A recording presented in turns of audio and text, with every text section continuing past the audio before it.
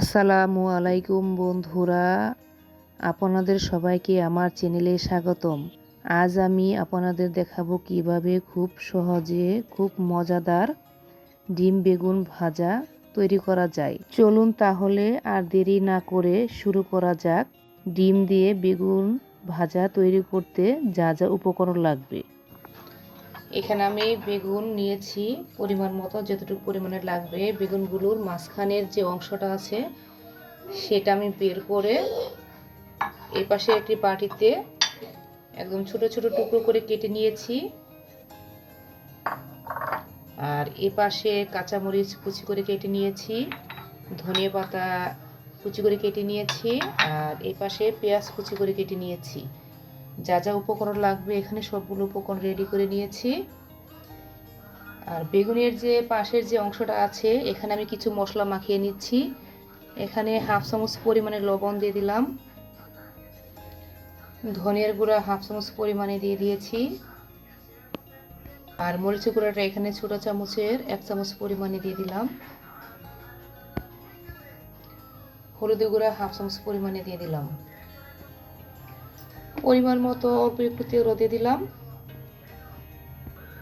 তেলটা কিন্তু পরিমাণ মতোই দিয়ে দিয়েছি। এখন সবগুলো মশলা এই বেগুনের সাথে ভালো করে একটু মাখিয়ে নিচ্ছি।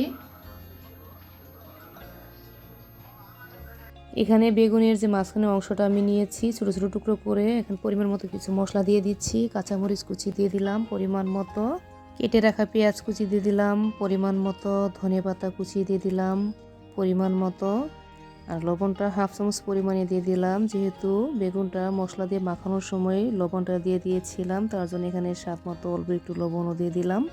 আর বেগুনের কালারটা একটু সুন্দর হওয়ার জন্য হাফ চামচের কম পরিমাণে একটু হলুদের গুঁড়াও দিয়ে দিলাম।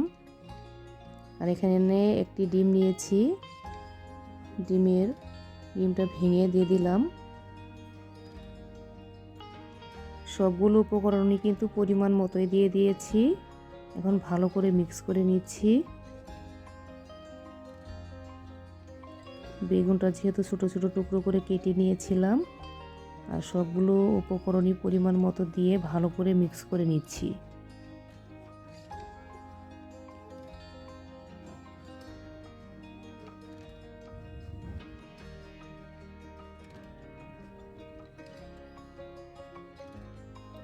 বেগুনের সাথে সবগুলো উপকরণই ভালো করে মিক্স করা হয়ে গিয়েছে। সবগুলো উপকরণই কিন্তু এখানে আমার রেডি করা হয়ে গিয়েছে। এখন ডিম বেগুন ভাজা করার জন্য চুলায় একটি কড়াই বসিয়ে দিয়েছি। পরিমাণ মতো তেল দিয়ে দিলাম, তেলটা পরিমাণ মতোই দিয়ে দিয়েছি। আর মশলা মাখানো বেগুনটা এখন দিয়ে দিচ্ছি। সবগুলোই আমি একসাথে দিয়ে দিচ্ছি।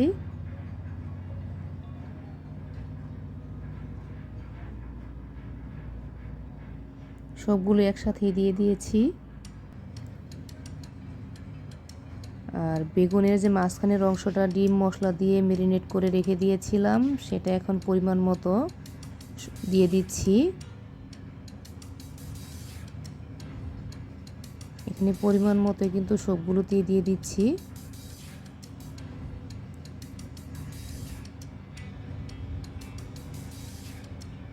একটা একটা করে সবগুলোতে কিন্তু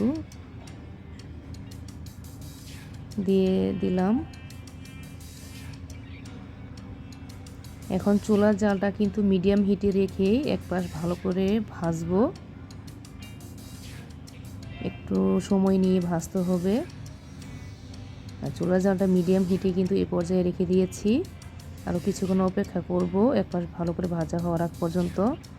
এক পাশ কিন্তু ভালো করে ভাজা হয়ে গিয়েছে, আরেক পাশ করে দিচ্ছি। সবগুলোই আরেক পাশ করে দিচ্ছি একটা একটা করে।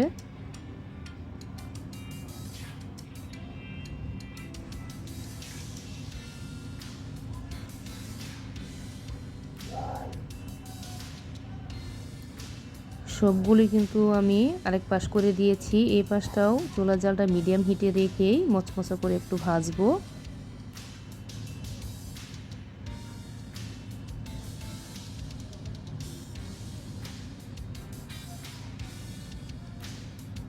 এই পাশটাও কিন্তু আমি একটু সময় নিয়ে ভেজে নিয়েছি। আর বেগুনটা কিন্তু ভাজা হয়ে গিয়েছে।